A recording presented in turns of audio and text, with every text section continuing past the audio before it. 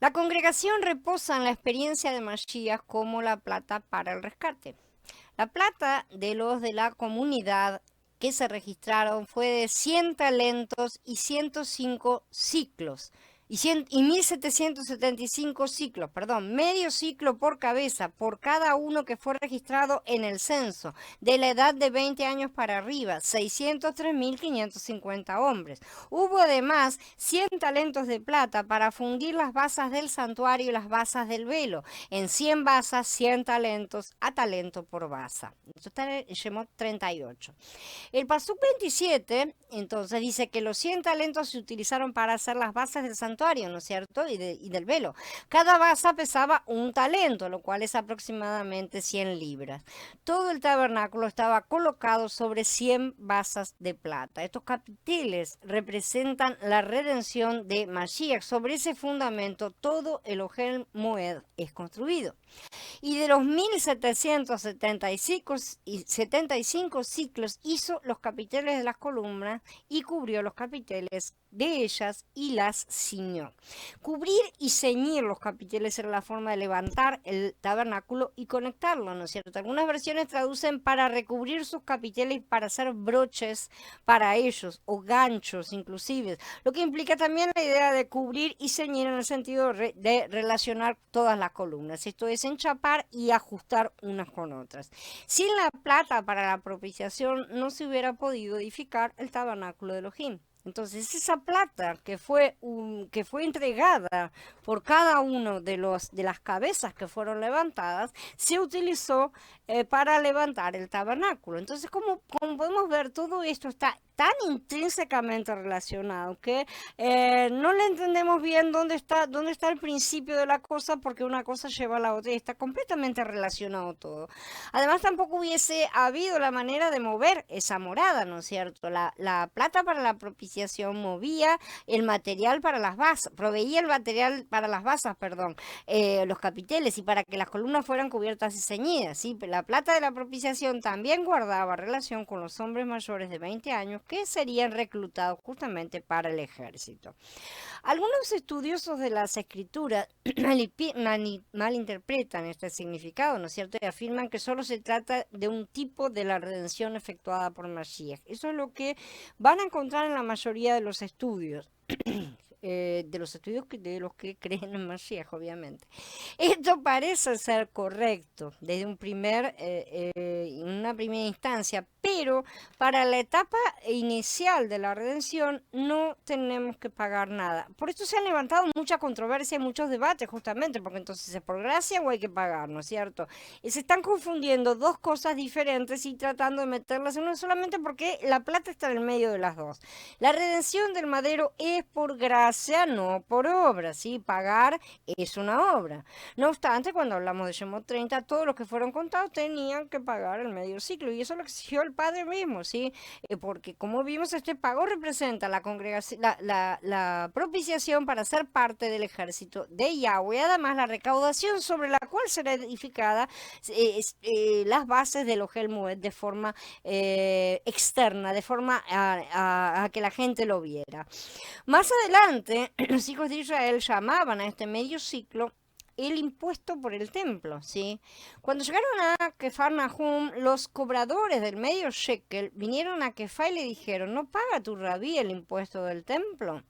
Claro que sí lo paga, dijo Kefá. Cuando él llegó a la casa, Yahshua habló primero. Shimon, ¿cuál es tu opinión? Los reyes de la tierra, ¿de quién cobran impuestos y tributos? ¿De sus hijos o de otros? De otros, respondió Kefá, ¿no es cierto? Y Yahshua dijo, entonces los hijos están exentos. Pero para evitar ofenderlos, ve al lago, tira un anzuelo y toma el primer pez que atrapes. Sí, ábrele la boca y encontrarás un shekel. Tómalo y dáselo a ellos, por mí y por ti. Este impuesto era el medio ciclo que se ofrecía para el tabernáculo de Elohim que estamos estudiando. Si en Matillá 17 vemos que 1500 años después de que se escribiera este libro del Shemot, la ordenanza que se había presentado acá había llegado a ser un estatuto relacionado con el impuesto para el templo, ¿sí? Por cada cabeza. Y no vemos que hubieran mantenido la relación clara establecida con el ejército de Yahweh. De hecho, en esa época Israel no tenía ejército. Sabemos que vivían bajo la dominación romana, ¿no es cierto? Según el capítulo 30 de Shemot, todos los hombres de 20 años arriba debían pagar este medio ciclo de plata. Para la época de Yahshua, los judíos lo habían transformado en el impuesto del templo, ¿sí? Y lo tenían que seguir pagando. Realmente podemos confiar en la interpretación de muchos en estas cosas, siendo que muchas veces ni siquiera ellos los han entendido. Hay que realmente pedir de rodillas, perdón, clamar al Padre disculpas por todas las cosas que hemos hecho, porque todos hemos transgredido. Esta cosa que ellos hicieron, transformar este estatuto de Yahweh en un impuesto para el templo, que no era la cuestión, es lo mismo que decir que los pastores piden el diezmo. Entonces son las mismas cosas. El medio ciclo de plata que se menciona en Shemot 30 terminó representando una clase de impuesto. Literalmente, en principio es algo similar a las declaraciones de rentas. Este impuesto se utilizaba para dos cosas en la parte judía, ¿no es cierto? La primera vez, Elohim utilizó este impuesto para recolectar la plata que se necesitaba para edificar el tabernáculo. Ese era su interés, estableciendo así la tipología, ¿no es cierto?, de que la plata equivale a la redención y que en ese sentido está haciendo con la consagración también. Aquí vemos entonces que la plata era para la plata para la propiciación se utilizó para fundir las basas, ¿no es cierto? Y los capiteles de las columnas del tabernáculo. Todo eso es el sostén y soporte, ¿sí?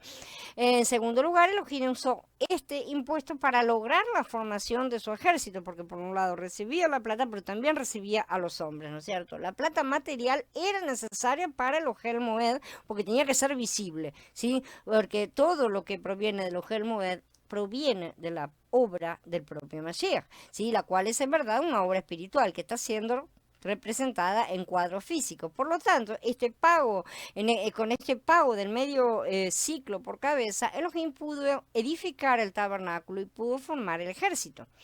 La plata para la propiciación guarda relación con la redención efectuada por Mashiach, pero no es un tipo de la misma, ya que en este tipo no se menciona la sangre. Ya que no se menciona la sangre, la plata no se refiere en realidad a la muerte de Mashiach. Más bien, el Mashiach tipificado por la plata para la propiciación es el Mashiach levantado, ascendido, no únicamente el Mashiach clavado en el madero, sino el que terminó y completó toda su obra ya.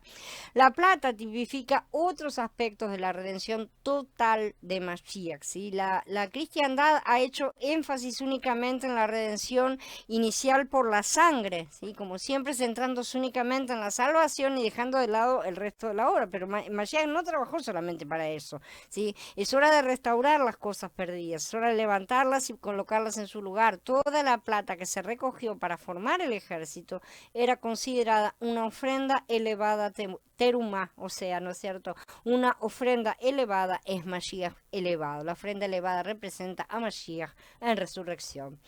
Esta ofrenda elevada no se ofrecía a Elohim para la redención, sino como memorial. Vean, tú recibirás el dinero de expiación de los israelitas y lo asignarás al servicio del Ohel Moed, porque esto continuaría realizando. ¿Sí? Les servirá a los israelitas como memorial delante de Yahweh, como expiación por sus personas.